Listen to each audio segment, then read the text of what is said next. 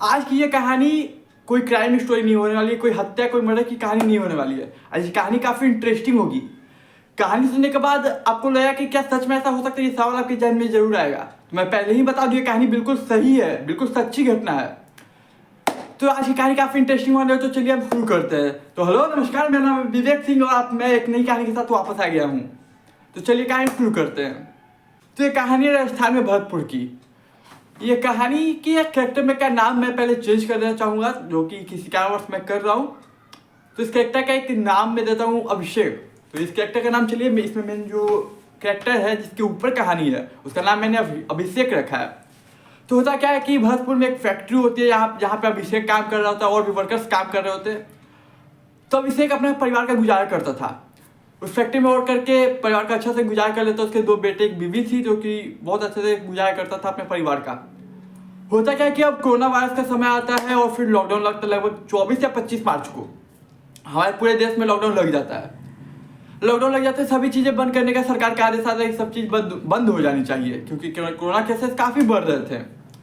तो उसी में ये फैक्ट्री भी जहाँ पे विनोद काम कर रहा होता है वो फैक्ट्री भी बंद होती है।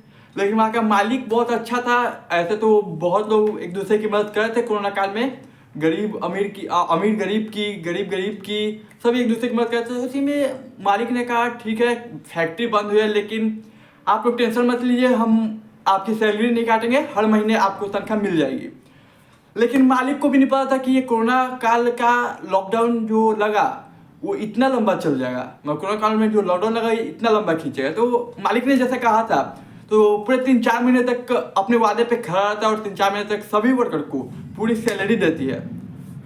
लेकिन अब क्या होता है कि 3-4 महीने जैसे गुजरते हैं, सैलरी देना मालिक बंद कर देता है। अब वो कहाँ से पैसा लाए?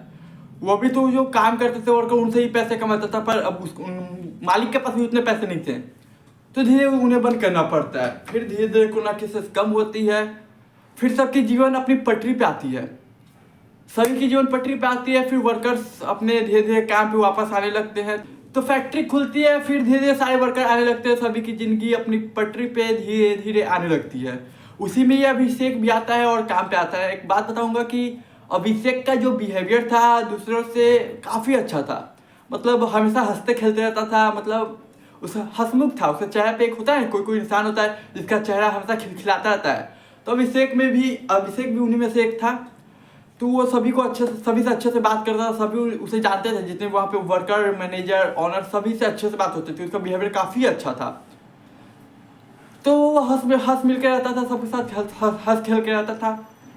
लेकिन होता क्या कि जब वो वापस आता है लॉकडाउन के बाद, मतलब लॉकडाउन खत्म हो जाता है, फैक्ट्रियाँ खुलती हैं, फिर वो वापस जब आते हैं तो भाई होता क्या है कि जब वापस आता है लॉकडाउन खत्म होने के बाद जब वापस आता है, फैक्ट्रियाँ खुलती है, तो विनोद की बिहेवियर में थोड़े बदलाव आते हैं। जैसे कि मैंने कहा कि वो हंसमुख रहा करता था, उसके चेहरे से वो हंसी गायब हो गई थी।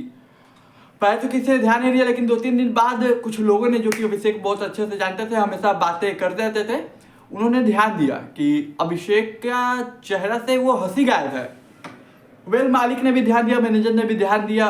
तो एक दिन मैनेजर पूछता है कि अभिषेक क्या कुछ प्रॉब्लम है तो बताओ, लेकिन वो कुछ बताता नहीं है। तो फिर मैनेजर भी छोड़ देता है। फिर ऐसे ही जब इस बार लेकिन अभिषेक वापस आता है तो कहता है सर मुझे ओवर टाइम काम करना है। तो मतलब ठीक है करो। तो क्या करता है कि अब अभिषेक डे के साथ नाइट में भी वर्क अपना स्टार्ट कर देता है। डे नाइट दोनों वर्क करता है, मतलब 24 आवर्स। तो अपना सही से काम करता है। 3-4 दिन जब काम करता है अभिषेक, दिन रात लगा रहता है काम करने में। तो एक दिन क्या होता है कि मैनेजर पूछता है कि अभिषेक एक बात बताओ, तुम दिन रात काम करते हो, थकते नहीं हो? तुम्हें नींद नहीं आती? तो अभिषेक एक लाइन बोलता है, तो मैं वो लाइन आपको बताना चाहूँगा। वो लाइन बोलता है, हमें अब नींद कहाँ आती है साहब।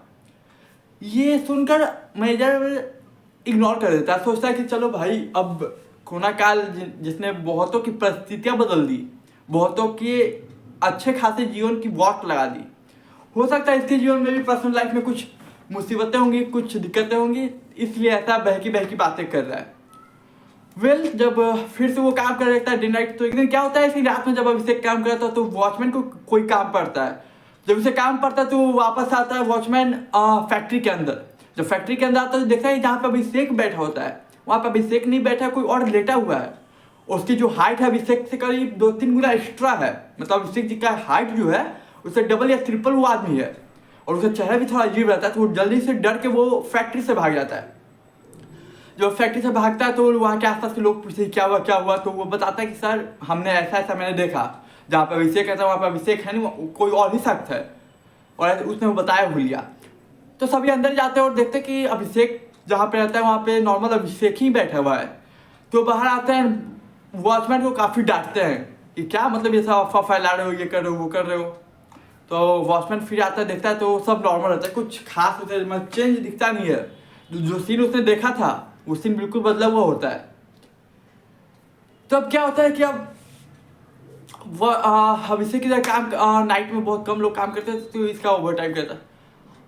अभिषेक की सैलरी की जो तारीख थी वो 7 तारीख को मिलती थी, हर महीने के 7 तारीख को अभिषेक को सैलरी मिलती थी। तो अब अभिषेक के अलावा 1 महीना पूरे हो चुके थे और सैलरी का समय था 6 तारीख तक उसने काम किया।